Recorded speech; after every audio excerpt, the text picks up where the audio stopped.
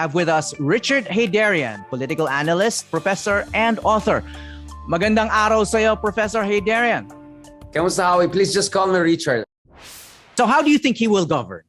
Did he give any clues during the campaign? If you look at Marcos, I think how he will behave is not only shaped by the past of the Marcoses, but also by a number of factors in the coming months and years.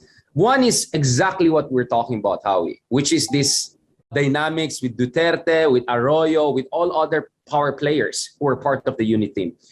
How they navigate their fault lines and competition, I think, will be a big factor in how far Marcos could go. For instance, Howie, let's say Marcos would want to push for constitutional change.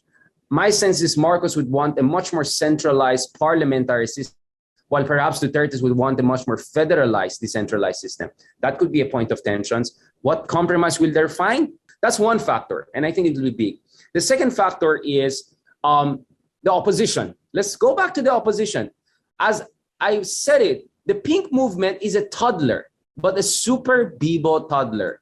I mean, my goodness, it was just launched in October, and within 7 months, Howie, look at it, the pink movement is now, it has left an impression on the hearts and minds of countless Filipinos. Those grand rallies that we saw, the civic activism, the Gen Z who put us millennials to shame, right? By going door to door, right and left. You're talking about a whole army of volunteers. Even when they saw surveys saying na baka wala nang chance talaga si Lenny, go pa rin sila. That kind of conviction and courage, if that is sustained, that toddler super Bibo movement could become a force to reckon with. Maybe not next year, maybe not 2 years from now, but who knows? Maybe it will be in position for midterms. The sense I have is much will also depend on the next move by Lenny. Will she make the necessary adjustments? Will she bring in a better strategy, a better narrative? Will she sustain the energy? I think if the opposition is strong, they could put pressure on Bongbong Marcos and even exploit the fault lines within the ruling regime. And the last factor, Howie,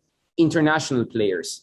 I think President Biden did the good job of, I think, becoming the first president to call Bongbong Marcos right away, making it clear, we're not here to make enemies. Yes, we haven't had the best past. Yes, we understand there are issues with good governance. Yes, you have courts cases in the US and all.